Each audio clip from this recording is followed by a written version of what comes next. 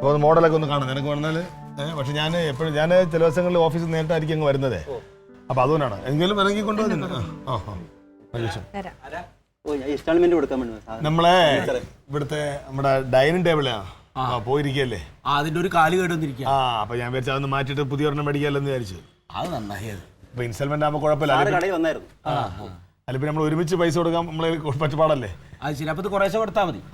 അതെല്ലേ, കുറേശ്ശെ കൊടുക്കാം. അങ്ങനെയാണെങ്കിൽ നമുക്കൊരു 8 ആളിരിക്കണ ഒരു ഡൈനിങ് ടേബിൾ മതി. കാരണം എടാ എടുക്കുമ്പോ ഇതിനൊക്കെ ഒത്തിരി വലുതായിക്കോട്ടെ. ഒരു കുടുംബമൊക്കെ നമ്മുടെ വീട്ടിൽ വിരുന്ന് വന്നാൽ ഒരുമിച്ചിരുന്ന് ഉണ്ണാലോ. ഇവിടെ ആകെ 4 പേരല്ലേ ഉള്ളൂ. അതിന് 8 എണ്ണം വേണോ? ആയിക്കോട്ടെ, ഏതായാലും മേടിക്കല്ലേ. ഇനിയിപ്പോ പിന്നീടൊന്നും മേടിക്കാൻ നിൽക്കണ്ടല്ലോ. അത് അവിടെ ഒരെണ്ണം മേടിച്ചിട്ടാ മതി. അമ്മയുടെ വീട്ടിലൊരെണ്ണം മേടിച്ചിട്ടാ മതി. ഇവിടെ ഞാൻ ഒറ്റത്തടിയല്ലടാ. ഇനിയിപ്പോൾ എന്തെങ്കിലും വിശേഷം ഉണ്ടായി ആരെങ്കിലും വന്ന ഒരു 10-25 ആൾക്ക് ഉണ്ണാനുള്ള ഹോളുണ്ട്. പുല്ലുവായി അങ്ങോട്ട് ഇടണം, ഇരുന്ന് ഉണ്ണണം.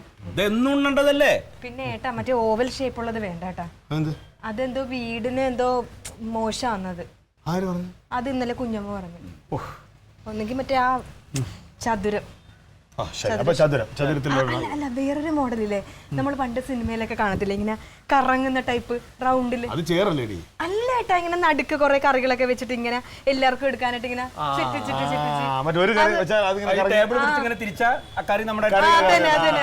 അത് ഇവിടെ വേണ്ടി വരില്ലല്ലോ. അത് ഒരുപാട് കറിയെങ്കിലല്ലേ പറ്റുള്ളൂ. നീ ഇവിടെ ഒരു കറിയല്ലേ വെക്കുള്ളൂ, പിന്നെ കറക്കേണ്ട കാര്യമില്ലല്ലോ. ആ മോഡലുണ്ടാവോ? അതുണ്ട്. അതെ, അതൊന്നും വേണ്ട. ഞാൻ പറഞ്ഞു ഈ 8 ആളിരിക്കണേനെ അത് എന്താ ഈ തേക്കിന്റെ ആണോ? എന്ത് മരം അത് സാധനം? തേക്കുണ്ട് സാറേ, മഹാനുണ്ട്, എല്ലാം ഉണ്ട്. തേക്കല്ലേ നല്ലത്? തേക്കാ നല്ലത്. ഒരു 8 ആളിരിക്കണ തേക്കിന്റെ ആയാലോ അതിനെന്ത് വരും? 50,000 മുകളിൽ സാർ. ഇത് 8 കൈവശം കൊടുത്ത് കണ്ടല്ലോ. 8 ആൾക്ക് ഇരിക്കാനാ നിന്റെ വീട്ടിൽ കൊണ്ടൊരു പൈസ. 6 ആളുള്ള ഒരു 35-30 തരാം. 30,000. ഞാനൊരു കാര്യം പറയാം, ഒരു 4 ആളിരിക്കുന്നത് മതി. ഞാൻ നാളെ കടയിലേക്ക് വരാം. എന്നിട്ട് ടോക്കൺ എത്ര വേണ്ടി വരും നമുക്ക്? 2-3 രൂപ തന്നെ സാർ. ഒരു 3000 രൂപ അടുപ്പിച്ച് ആഴ്ചക്ക് വന്ന് വാങ്ങിക്കോളാം. ശരി. 4, 6 അതിപ്പോ തീരുമാനിക്കണ്ട. അവരവിടെ വന്ന് കണ്ടിട്ട് പടം വരുമ്പോ ചേച്ചിയും കൂട്ടിക്കോ. അതെന്തെങ്കിലും ചെയ്തോളാം. പറഞ്ഞേ അതെ, അവിടെ വെച്ച് കാണാം. ഞാൻ ഓഫീസിൽ 4 ആളിന്റെ എങ്ങനെയാ ഏട്ടാ? അത് ശരിയല്ല. ഇവിടെ എത്ര പേരുണ്ട്? 4 പേരല്ലേ ഉള്ളൂ. ആരെങ്കിലും ഒക്കെ ഒന്ന് പുറത്തുനിന്ന് ഇൻസ്റ്റാൾമെന്റ് ആണ്. ഡൈനിങ് ടേബിൾ ഇല്ലല്ലേ?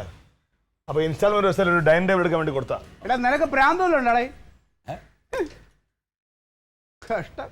നിനക്ക് ഭ്രാന്തുണ്ടാ? ചുമ്മാ പോണ എന്നെ വിളിച്ചിട്ട് ഭ്രാന്തുണ്ടാന്ന് നിനക്ക് എന്താ? ഇങ്ങോട്ട് വന്ന് ഇത് ഇൻസ്റ്റാൾമെന്റ് ഡൈനിങ് ടേബിൾ മേടിക്കാൻ പോണം. പിന്നെ രൊക്കം കാശിരുന്ന് എനിക്ക് തരൂ. രൊക്കം കാശ് കൊടുത്ത് വാങ്ങേണ്ടത് രണ്ടുമായിട്ട് വ്യത്യാസമുണ്ട്. നീ ഇത് അടച്ചു വരുമ്പോൾ 2 ഡൈനിങ് ടേബിളിന്റെ പൈസ നീ കൊടുക്കേണ്ടി വരും. അത് കൊടുക്കേണ്ടി വരും. മൊത്തം കൊടുക്കാൻ കാശില്ലാത്തോണ്ടാണല്ലോ ഈ അടവിനെടുക്കണത്. അപ്പൊ കാശ് കൂടും. അവര് നമ്മളെ നന്നാക്കരിക്കൊന്നല്ല. അപ്പൊ ഒരു ഡൈനിങ് ടേബിളിന്റെ പൈസ അധികം നീ ചെലവാക്കിയിട്ട് വാങ്ങാൻ പോവുകയാണ്. എന്തൊരു മണ്ടത്തരം. ഇനി ഇതെല്ലാം പോട്ട് ഇവൻ കൊണ്ടുവരുന്ന സാധനം എങ്ങനത്തെയാണെന്ന് നിനക്കറിയാൻ പറ്റും. നമുക്ക് കുറച്ച് നാള് എനിക്കവിടെ ഒരു 8-10 വർഷമെങ്കിലും ഇരുന്ന് സമാധാനമായിട്ട് കഴിക്കണ്ടേ? അത്രയൊന്നും പോകൂല. നീ എന്റെ പണി എൻ്റെ വേറെ കഥ കൂടെ പറഞ്ഞുതരാം. ഇൻസ്റ്റാൾമെന്റിൽ വാങ്ങിച്ച ഒരു സമയം നടരാജൻ്റെ ഒരു മാമി ഒരു കട്ടിലിപ്പോൾ വാങ്ങിച്ചു കുറച്ച് ദിവസം മുമ്പ്. അവർക്ക് ഇതുപോലെ പൈസ ഇല്ലാത്തവർ വാങ്ങിച്ചാണ്. വാങ്ങിച്ച് രാത്രി കയറി കിടന്ന് പോയി. എവിടെ? മാമി പോയി മേളിലോട്ട്. അതല്ലേ വയസ്സായ അമ്മയൊക്കെ ഉള്ളതാണ്. ഉള്ള കാര്യം ഞാൻ പറയാം. എന്ത് പറഞ്ഞാലും അവനൊരു മാമി, ഇവക്കൊരു കുഞ്ഞമ്മ. ഉദാഹരണം അങ്ങ് നിരത്തിക്കോളൂ. ഒരു സാധനം കുടുംബത്തേക്ക് മേടിക്കണം മുടക്കണം. നീയോ ചെയ്യണില്ല അത്. എൻ്റെ അമ്മാവ തലയിൽ കുറച്ച് ആളാമസമുള്ള ആളാണ് അമ്മാവെന്നാണ് ഞാൻ വിചാരിച്ചത്. ഒന്ന് ആലോചിച്ച് നോക്ക്. അല്ല ഇവൻ ഇപ്പൊ ഇരട്ടി പൈസ അവന് ആവൂലേ? ഇത് അടച്ചു വരുമ്പോ ആവൂലേ? അതാവും. അതിനുള്ള വരുമാനം അവനുണ്ടോ? ഇല്ല. ഇല്ല ഇല്ല ഇല്ല. അപ്പൊ എന്താണ്?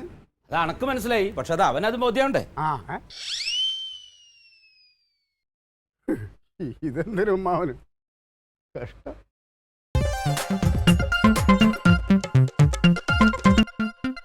Alien versus Alien.